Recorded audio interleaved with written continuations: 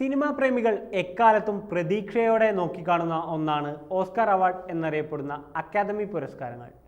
1929 ആദ്യമായി academy award ഏർപ്പെടുത്തിയത്. എന്നാൽ 1953 പുരസ്കാരദാനമാണ് ആദ്യമായി ടെലിവിഷനിൽ സംപ്രേഷണം ചെയ്തത്. മാർച്ച് 10 ഈ വർഷത്തെ പുരസ്കാരങ്ങൾ പ്രഖ്യാപിക്കുന്നത്.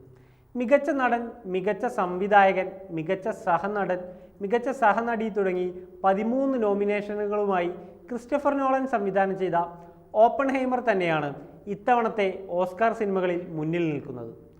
കരിയറിൽ എപ്പോഴും വ്യത്യസ്തമായ സിനിമകൾ സംവിധാനം ചെയ്ത ക്രിസ്റ്റഫർ നോളന് ഇതുവരെയും ഒരു അക്കാദമി അവാർഡ് ഇല്ലെന്നുള്ള പേരുദോഷം ഓപ്പൺഹൈമറിലൂടെ മാറുമെന്നാണ് സിനിമാ പ്രേമികളും നോളൻ ഫാൻസും പ്രതീക്ഷിക്കുന്നത്. ഓപ്പൺഹൈമറിനൊപ്പം ഏറ്റവും കൂടുതൽ ചർച്ച ചെയ്യപ്പെട്ട മറ്റൊരു ചിത്രമായിരുന്നു ഗ്രേറ്റ ഗെർവിഗ് സംവിധാനം ചെയ്ത ബാർബി. മികച്ച ചിത്രം, മികച്ച അവലംബിത തിരക്കഥ, മികച്ച സഹനടൻ, മികച്ച സഹനടി എന്നീ വിഭാഗങ്ങളിൽ നോമിനേഷൻ നേടിയ ചിത്രം മികച്ച സംവിധായികയ്ക്കും മികച്ച നടിക്കുമുള്ള നോമിനേഷനിൽ പരിഗണിക്കപ്പെടാത്തതിൽ പരക്കെ വിമർശനങ്ങൾ ഉയർന്നിരുന്നു. കഴിഞ്ഞ വർഷത്തെ ബോക്സ് ഓഫീസ് കളക്ഷനിലും ഓപ്പൺഹൈമറെ പിന്നിലാക്കി $144 കോടി ബാർബി തന്നെയായിരുന്നു മുന്നിലുണ്ടായിരുന്നത്.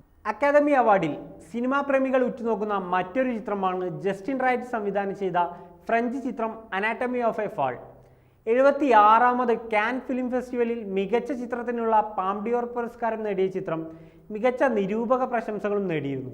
കൂടാതെ മികച്ച ചിത്രത്തിനും മികച്ച തിരക്കഥയ്ക്കുമുള്ള ഗോൾഡൻ ഗ്ലോബ് അവാർഡുകളും ചിത്രം സ്വന്തമാക്കിയിരുന്നു. അക്കാദമി അവാർഡിലേക്ക് വരുമ്പോൾ മികച്ച ചിത്രത്തിനും മികച്ച നടിക്കുമുള്ള നോമിനേഷനുകളടക്കം 5 നോമിനേഷനുകളാണ് ചിത്രം നേടിയിരിക്കുന്നത്. ഇത്തവണത്തെ അക്കാദമി അവാർഡിൽ പ്രേക്ഷകർ പ്രതീക്ഷയോടെ നോക്കുന്ന മറ്റൊരു ചിത്രമാണ് മാർട്ടിൻ സ്കോർസെസെ സംവിധാനം ചെയ്ത് ലിയോണാർഡോ ഡികാപ്രിയോയും ലില്ലി ഗ്ലാഡ്സ്റ്റണും പ്രധാന വേഷത്തിലെത്തിയ killers of the flower moon. 10 നോമിനേഷനുകളാണ് ചിത്രത്തിന് ലഭിച്ചിരിക്കുന്നത്.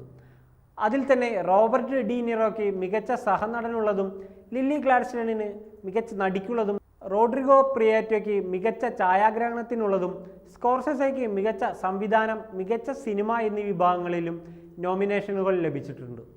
എന്നാൽ പ്രേക്ഷകരെ നിരാശയിലാക്കിയത് ഡിക്കാപ്രിയോക്ക് മികച്ച നടനുള്ള നോമിനേഷൻ ലഭിക്കാത്തതിലായിരുന്നു.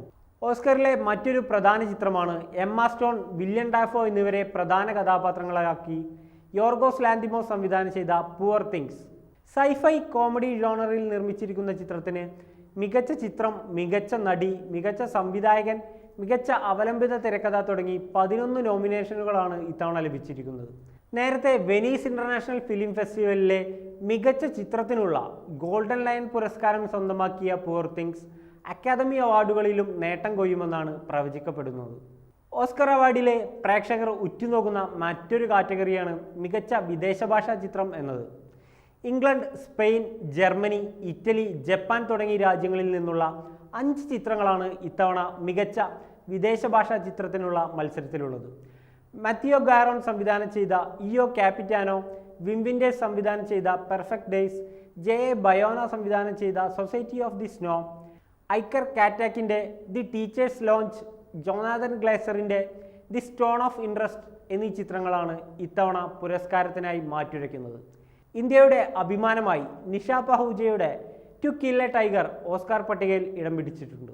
മികച്ച ഡോക്യുമെൻ്ററി ഫീച്ചർ ഫിലിം വിഭാഗത്തിലാണ് ചിത്രം മത്സരിക്കുന്നത്. എന്തായാലും മാർച്ച് 10 വരെ നമുക്ക് കാത്തിരിക്കാം.